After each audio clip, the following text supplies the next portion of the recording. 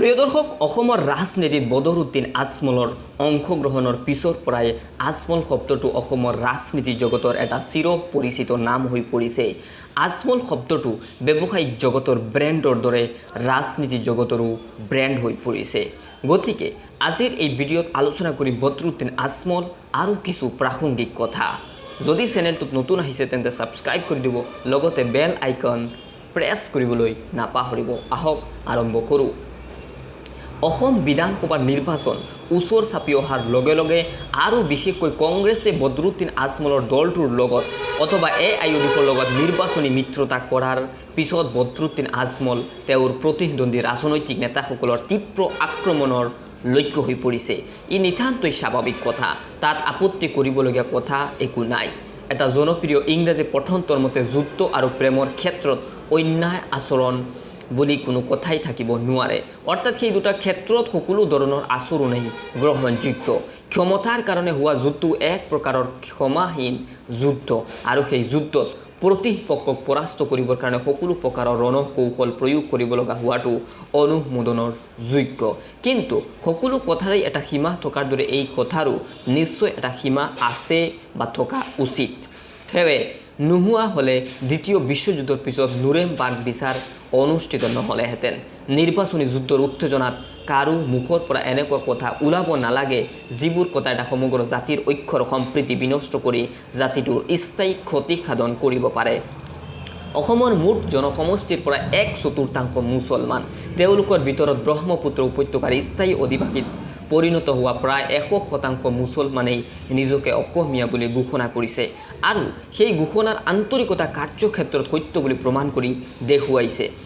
এই কথাও সত্য যে চন্দ্ৰ সূৰ্য থকালৈকে এই মানুহবোৰ অসমতেই থাকিব লাগিব, আৰু এই কথাও সত্য যে ৰাজ্যখনৰ মুঠ জনসমষ্টিৰ 1/4 মানুহক শত্ৰু কৰি লৈ বাকী মানুহখিনি কোনোদিনেই সুখ শান্তিত থাকিব নোৱাৰিব। ওলাই দেখিবা যাক, শত্ৰু নাভাবিবা তাক। নিৰ্বাচন আহিব আৰু যাব, কিন্তু মানুহবোৰ য'তে আছে তাতেই থাকিব চিৰকাল। এনে এটা আপ্ত বাক্য আছে যে সাধাৰণ ৰাজনীতিকে চিন্তা কৰে কেৱল পৰৱৰ্তী নিৰ্বাচনৰ কথা, কিন্তু প্ৰকৃত ৰাষ্ট্ৰনেতাই চিন্তা কৰে পৰৱৰ্তী প্ৰজন্মৰ কথা। কেৱল পৰৱৰ্তী নিৰ্বাচনৰ কথা চিন্তা কৰি কোনেও জাতিটোৰ সমগ্ৰ ভৱিষ্যত বিপন্ন কৰা উচিত নহয়। ঠিক সেইদৰে উচিত নহয় কেৱল নিৰ্বাচনৰ জয় পৰাজয়ৰ কথা চিন্তা কৰি বদৰুদ্দিন আজমলক এক বিশেষ পক্ষপাত দুষ্ট দৃষ্টিকোণৰ পৰা চোৱাটো।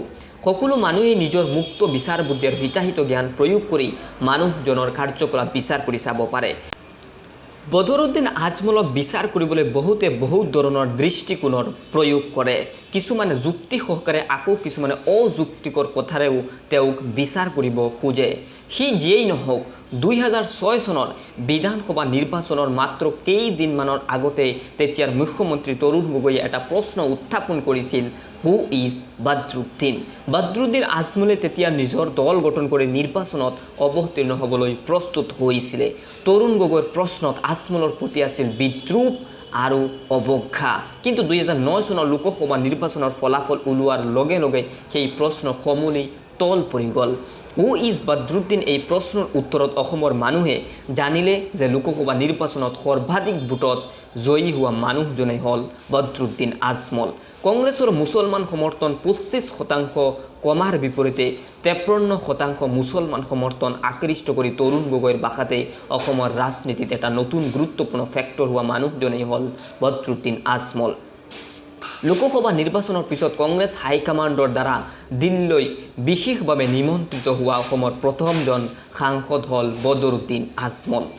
2006 চনত তৰুণ গগৈয়ে হু ইজ বদৰুদ্দিন প্ৰশ্ন উত্থাপন কৰাৰ পিছৰে পৰা বদৰুদ্দিন আজমলে কংগ্ৰেছৰ লগত মিত্ৰতা স্থাপন কৰিবলৈ কৰা বাৰম্বাৰ প্ৰয়াস একমাত্ৰ তৰুণ গগৈয়ে ব্যৰ্থ কৰি আহিছিল।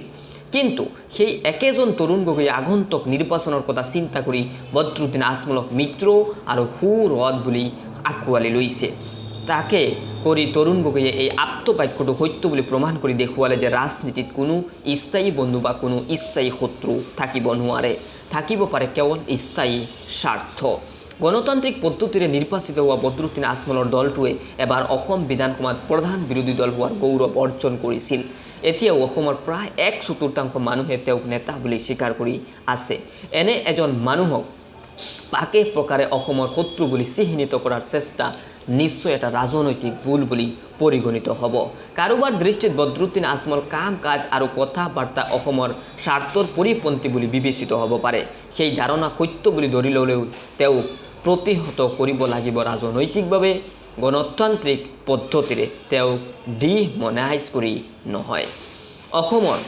অসমীয়াভাষী মানুহৰ সংখ্যা বিপদজনকভাৱে হ্ৰাস পাব ধৰিছে। ঠিক এই মুহূৰ্তত অসমৰ অসমীয়াভাষী মানুহৰ সংখ্যা 48%তকৈও কম। অনুমান হয় যে আগামী বছৰবোৰত অসমীয়াভাষী মানুহৰ সংখ্যা আৰু কিছু হ্ৰাস পাব পাৰে। অৰ্থাৎ প্ৰায় আক্ষৰিক অৰ্থতে অসমীয়া জাতি এটা বৃহৎ অস্তিত্বৰ সংকটৰ সন্মুখীন হৈছে। নানা জোৰা টাপলি মাৰি আমি নিজৰ অস্তিত্ব ৰক্ষা কৰিবলগীয়া হৈছে। একে ভাষাৰে ক'বলৈ গ'লে অসমত অসমীয়া জাতিৰ সুকীয়া অস্তিত্ব নিৰ্ভৰ কৰিছে আন কেইবাটাও জনগোষ্ঠীৰ সমৰ্থনৰ ওপৰত। এনে পৰিস্থিতিত অসমীয়া সমাজৰ নেতাসকলে নিজৰ কথা আৰু কামত অতি সতৰ্ক হোৱা উচিত।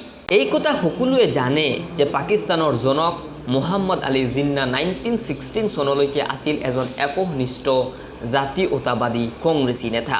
আনকি পাকিস্তানৰ ৰাষ্ট্ৰপতি হোৱাৰ পিছতো তেওঁ নৱজাত ৰাষ্ট্ৰ পাকিস্তানৰ ৰাষ্ট্ৰীয় সংগীত ৰচনাৰ দায়িত্ব দিছিল এজন হিন্দু, জগন্নাথ আজাদক। কিন্তু এনে এজন জাতীয়তাবাদী নেতা কেৱল মুছলমানৰ সাম্প্ৰদায়িক নেতাত পৰিণত কৰিছিল সেই সময়ৰ একাংশ হিন্দু কংগ্ৰেছী নেতাৰ মানসিক সংকীৰ্ণতা, চিন্তাৰ অস্পষ্টতা আৰু হীনমন্যতাৰ ফলত হোৱা ঈৰ্ষাই। বদৰুদ্দিনৰ অসমীয়া ভাষাক লৈও বহুতে ব্যংগ বিদ্ৰূপ কৰি তেওঁক দূৰলৈ ঠেলি পঠিয়াবলৈ চেষ্টা কৰি আছে। কিন্তু তেওঁ ফখৰুদ্দিন আলী আহমেদতকৈ বহুত বেছি শুদ্ধ আৰু শুৱলা অসমীয়া কয় বুলি জানিব পৰা যায়। ধৰ্ম নিৰপেক্ষতাৰ নামাৱলী পিন্ধা বহুতো কংগ্ৰেছী মুছলমান নেতাতকৈও বদৰুদ্দিন বেছি ধৰ্ম নিৰপেক্ষ বুলি বহুতে অনুভৱ কৰে। তেওঁ ৰাজহুৱাভাৱে আৰু উদাত্ত কণ্ঠৰে অসমীয়া ভাষাৰ প্ৰতি তেওঁৰ নিস্বাৰ্থ অনুগত্য প্ৰকাশ কৰিছে আৰু অসমীয়া ভাষাক ৰক্ষা কৰিবলৈ অংগীকাৰ কৰিছে। হিন্দু অসমীয়াসকলে ভুল নকৰিলে ফখৰুদ্দিন আলী আহমেদৰ পিছতেই আজমল হৈ উঠিব পাৰে এজন নতুন উদাৰনৈতিক মুছলমান নেতা, যিজনে মুছলমান সমাজত নতুন আশাৰ সঞ্চাৰ কৰাৰ উপৰি সমগ্ৰ অসমবাসীক একতাৰ ডোলেৰে বন্দাৰ কামত কিছু সহায় কৰিব পাৰে বুলি বহুতে অনুভৱ কৰে। মোৰ ক'বলগীয়া কথা এইটোৱেই যে তেওঁক ৰাজনৈতিকভাৱে প্ৰতিহত আৰু পৰাস্ত কৰিবলৈ তেওঁৰ প্ৰতিদ্বন্দ্বীসকলে চেষ্টা কৰি থাকক, তাত আপত্তি কৰিবলৈ কথা একো থাকিব নোৱাৰে। কিন্তু তেওঁক ডিমনাইজ কৰিবলৈ চেষ্টা কৰি অসমৰ বৃহৎ সংখ্যক মুছলমানক অসমীয়াৰ শত্ৰু বুলি সজাবলৈ চেষ্টা কৰিলে সি শেষ পৰ্যন্ত অসমীয়াসকলৰে অপূৰণীয় ক্ষতি কৰিব পাৰে বুলি অনুভৱ হয়। প্ৰিয় দৰ্শক, এয়া আছিল বদৰুদ্দিন আজমল আৰু তেওঁৰ সম্পৰ্কে কিছু প্ৰাসংগিক কথা। যদি চেনেলটোত নতুন আহিছে তেন্তে ছাবস্ক্ৰাইব কৰি দিব আৰু লগতে বেল আইকন প্ৰেছ কৰিবলৈ নাপাহৰিব। লগতে ভিডিঅ'টো লাইক আৰু শ্বেয়াৰ কৰিবলৈ নাপাহৰিব। ধন্যবাদ।